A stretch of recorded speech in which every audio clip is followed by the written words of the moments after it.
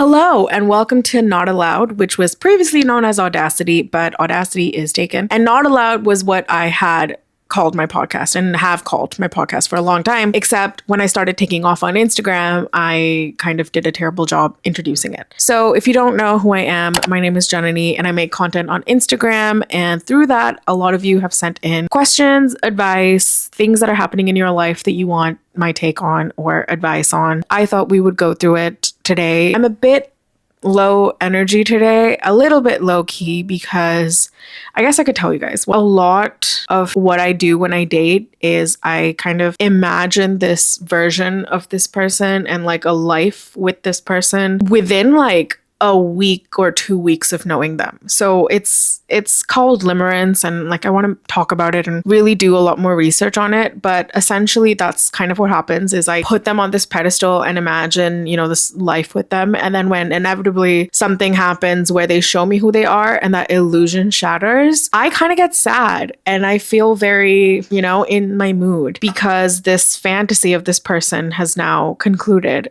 It's very complex and I want to get into it, but essentially that's what's happening in my life is I'm feeling a bit down about dating, but mostly about how I date. So this isn't really a men issue or a boy issue or someone did something problematic or toxic or shitty. It's really not that. It's more just I am kind of unlearning a lot of my problematic dating patterns and it's been a journey. All right, let's get into the AudaciTea submission for today. Or I'm just going to call it Audacity submissions because it is the tea and I don't want to change it. I feel like I've already made the form that, okay. Hello, I am in my late 20s and have never been in a serious relationship. I moved to a different country to pursue my master's and connected with someone since the first week of being in student accommodation. We share the same floor and communal spaces for the uni year and have been living together separately after uni. He is now my best friend, my flatmate, and my first love, although unrequited, which I was aware would be the case. I confessed to him at the end of last year, and he knew I had liked him, but was waiting for me to bring it up. I have had a rough year and have been emotionally at my lowest and battling through depression. He said we can't be in a romantic relationship because we live together. I see him as my confidant and source of comfort and peace. He doesn't want it to turn into something toxic if we start dating and then we don't work out. But he's confessed numerous times that he is attracted to me and we are both emotionally attuned. He also told me that we can't be together because he's leaving this country soon to another. We live together, but the time is nearing when I will have to ultimately say my goodbyes. We'll still stay in touch, but I am not sure if I will ever see him again, and that uncertainty makes me cry every single night and brings back all our memories together, replaying like a film. He's mentioned once before that he doesn't want to think of that day because he will be a mess too, since he hates to say goodbye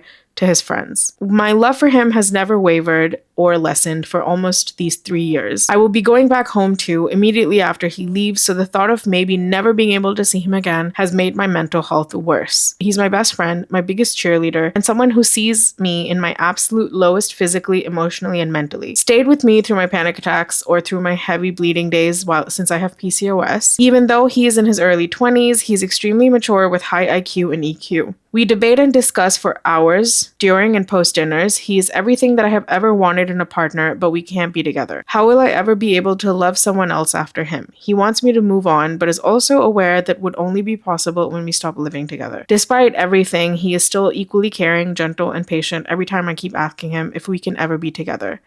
If not now, then in the future. Man, this is tough because even my first love was unrequited, and unrequited love can be the most painful experience that anyone can ever go through. One of the most painful experiences when it comes to relationships. It feels like a lot is going on with this particular relationship because you say he's your best friend, you guys live together, you've had feelings for him for a long time, and he's been waiting for you to bring it up, but he, I think, cares for you as a friend, but doesn't really want to pursue you in the romantic way.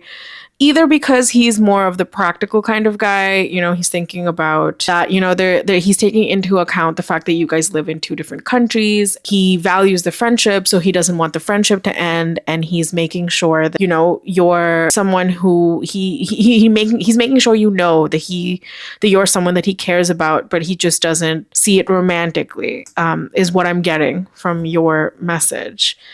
And that's really hard because he's been your support system in during your masters.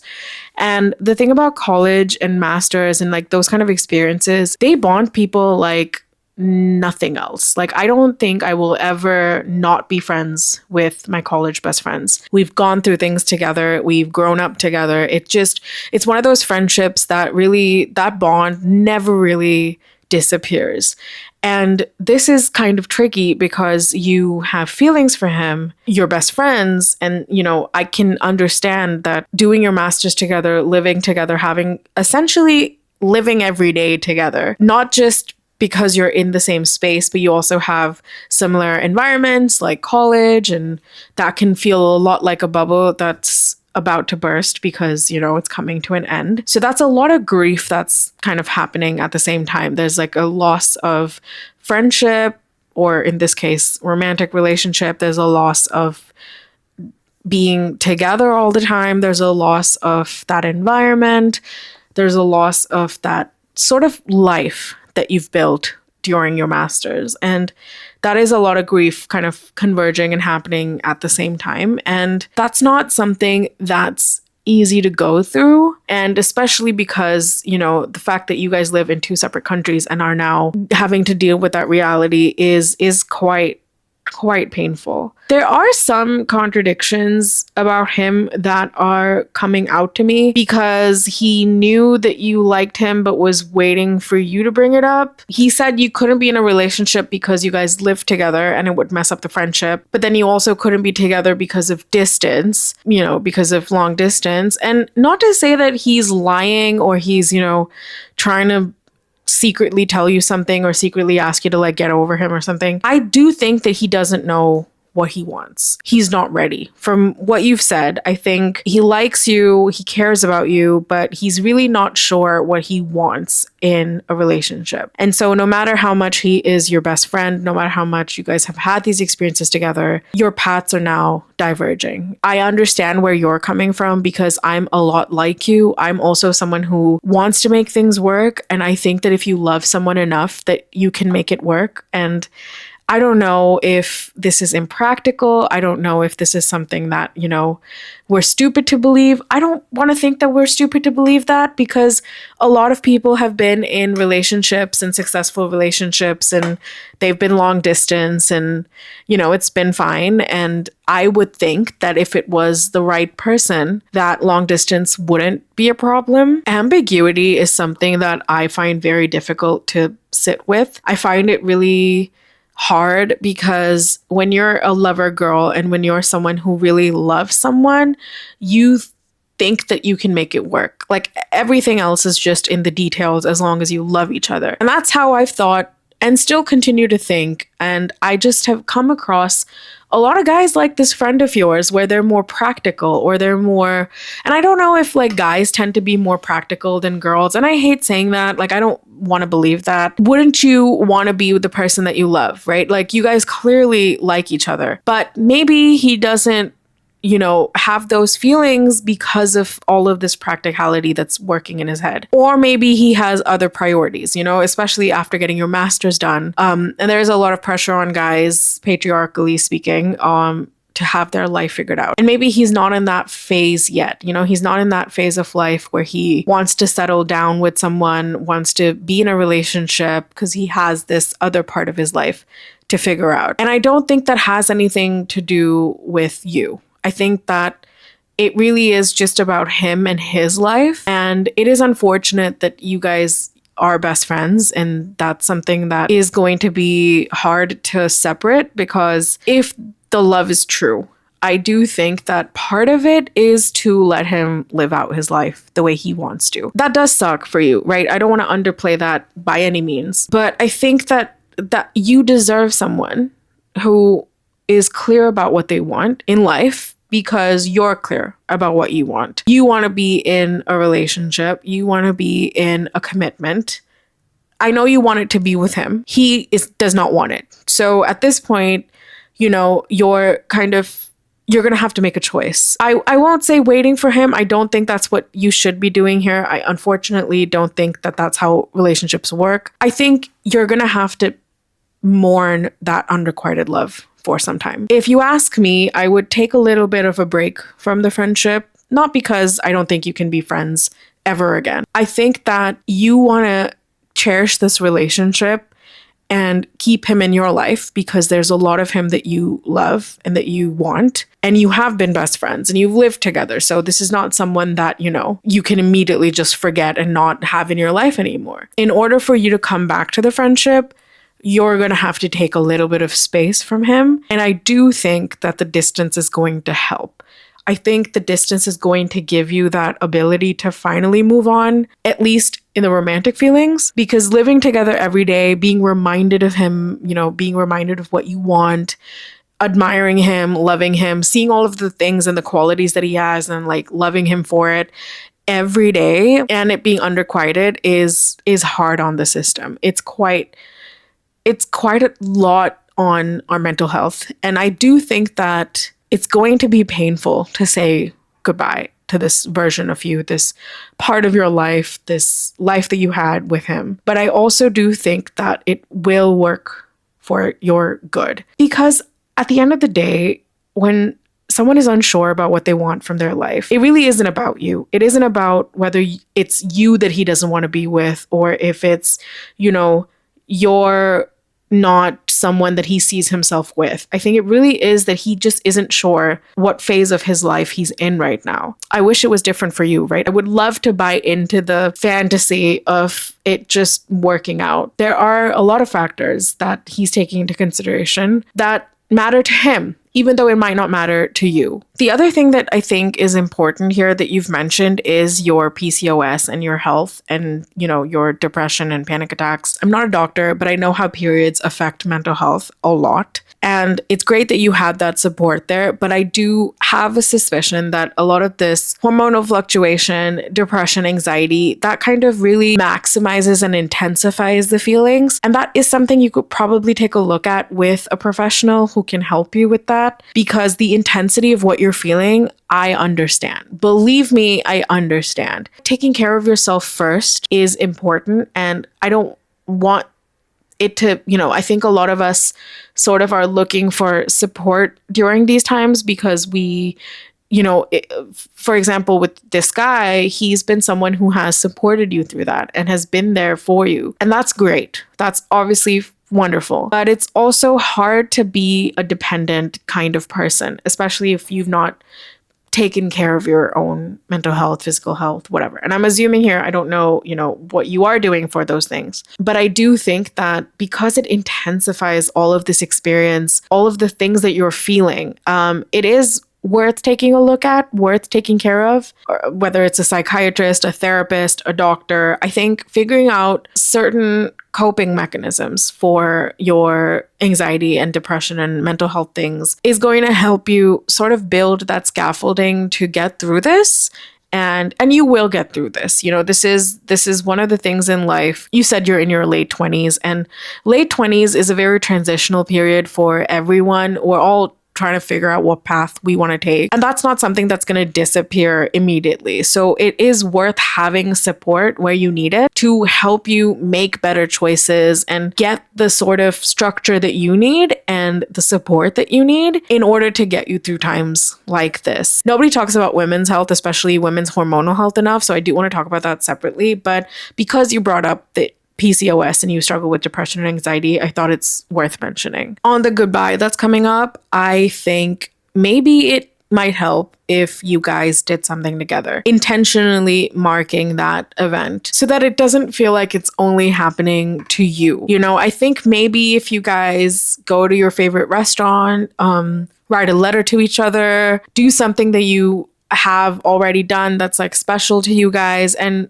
do it intentionally to really kind of conclude the chapters in both of your lives together during that phase. And it's not just going to be ultimately when you reach the point of leaving and then it's like a goodbye, because I know it's going to get really hectic with packing and moving and, flights and everything. So before all of that kind of kicks in, intentionally being there with each other, as friends and recognizing the love that you guys have for each other, because he does care about you. He does love you, even if it's not in the way that, you would want. I think this person does definitely care about you. Marking the end of this chapter will, in a way, help you through it and not leave it open-ended and leave it in this vague space. I think that's something that I would maybe think of doing, and to help you sort of feel like this is a goodbye for both of you and not just you. And also the part of how will I ever love someone else after him?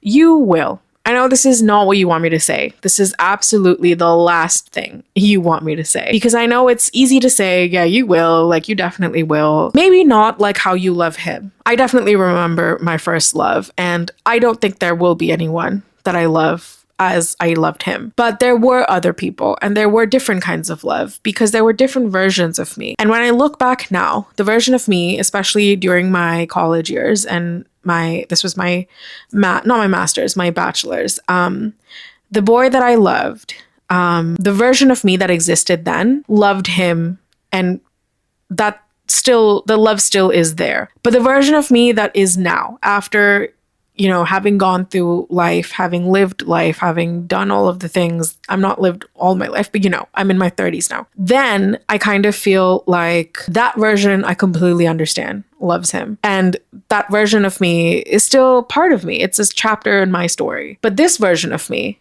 doesn't necessarily love him. And it's not because I don't love him. It's because I don't see him in my life. And I'm not going to lie, there is parts of me that misses that kind of love. But I also think that's not the most sustainable kind of love. And I think this is where a lot of us have been sold the idea of love in a very, very wrong, problematic way. Love is so complex. And the thing about loving someone is you can't selfishly love someone. You kind of have to love someone for who they are. That's kind of difficult when you also want them to be someone for you. And that's the hard part that you're going through right now. And that's why it's unrequited, is because you love him, but you want him, and he doesn't want what you want. And so I think when that happens, two things can coexist. You can love him and also respect that he doesn't want what you want. I also think it's worth taking a step back from this relationship and recognizing that you can love someone who isn't capable of giving you what you want, and that's okay. You can be in love with someone without wondering why they aren't giving you what you want. And I think that's the trap that we get stuck in, because we love someone and then, we love all of the qualities about them, and then we're stuck wondering, why won't they give us that back? And it doesn't make any sense in our heads. And I understand that. Like, I've been there many times. If it organically happens that you guys have something or find your way back to each other, then that's great. Living your entire life planning for that to happen when you don't even know if he feels the same way just feels like you're going to be stuck, and that's eventually going to turn into resentment because you have put your life on pause for him. And that's not fair to you. I think what you really want to do now is accept that this isn't going to go in the direction that you wanted it to go in. But that doesn't mean you stop loving him. But that doesn't mean that you only have this finite amount of love that you can give only one person. I think you will always love him. I think there will be a part of you that will always care about him. But with time, and I don't think you need to think about this right now, but with time,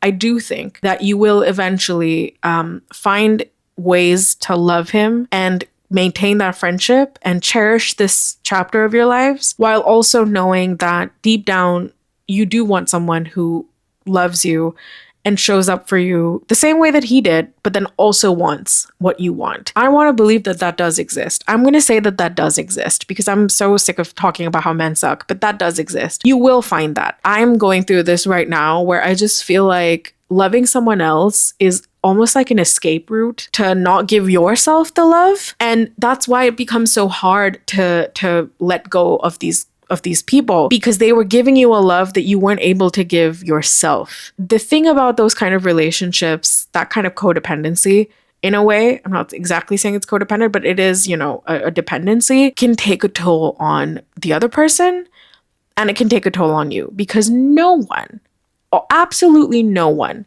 can even come close to the amount of love that you actually need. The only person who can give you the amount of love that you actually need is yourself. And it is really just crazy how we can get lost in these relationships that are providing us with this love and this sort of, support. And it's all great. And a partner should give you love and support. It needs to be an addition to the love and support that you already give yourself. And it's a long journey to give yourself that love and support, especially because you're dealing with mental health issues that I can completely resonate with. It's very human to want someone else to give you that kind of love and support. It can become a dangerous, tricky place to navigate. I don't want to say dangerous, but it can be a tricky place to navigate. When you ask the question of like, will this ever happen in the future?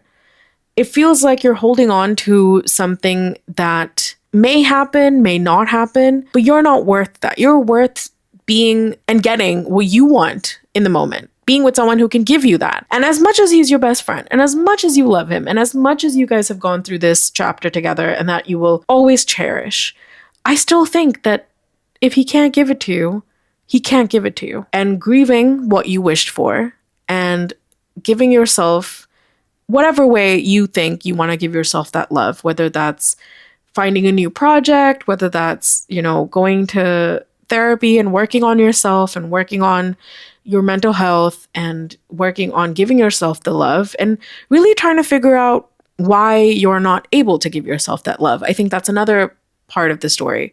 I am on this journey right now and I can't tell you what it is, but I know that I'm right there with you. I think it is a journey worth having. The thing I want to end with is the grief that you're feeling. It just proves that the love was real. The feeling was real. Everything that you had was real. But the grief that you're feeling is of a version of life that you envisioned for yourself, not the version of life that's happening now. And I know that grieving the version of life that you wanted is kind of taking up all the energy right now and not, you're not able to appreciate the version of life that's about to happen or is happening. I would gently try to bring your focus back there because you just got done with your master's. That's amazing. That's incredible. Like very few people get to do their master's. And that's a lot of work that you just put in. That new chapter in your life, what does that look like? What do you want to do next? I think that'll help you focus your energy towards that new project instead of focusing on something that is now eventually going to be in the past. But that doesn't mean that this chapter isn't worth cherishing in the future. And it is going to be sad and it is going to be painful. There's no point fighting that. There's no point trying to tell yourself to get over it quickly. That's definitely not what I'm saying. But I think it is worth preparing for the version of you that's coming up and to be excited for that because I think that's pretty cool. It is going to be sad. It's going to be painful. This is something that you're going to look back on fondly. You're going to think about this person and care about him. And I think you're going to be friends forever. I don't think the friendship is going to end. Maybe relationship is not where it's going, and that's fine. I do think it would benefit you to sort of take a break from the friendship just for a little while, just till you can get over your feelings, so to speak. And once you get over your emotional feelings, I think you'll be in a better place to come back to the friendship and keep the friendship alive in the way that serves both of you. That concludes today's episode of Not Allowed with AudaciTea. I hope you got something of value from this episode. And anyone listening, if you want to send in your questions or your life story that you want some perspective on or advice on, head over to my Instagram at itsjanani, and the link is in my bio for the form, so you can send that in. And if you guys have any helpful tips or tricks to get over something like this, leave it in the comment section below so that we can all help each other out because life be hard. Life is hella hard. So anyway, thank you guys for watching. Thank you guys for listening to this episode. I'm gonna see you guys on my next episode. Till then, take care and goodbye.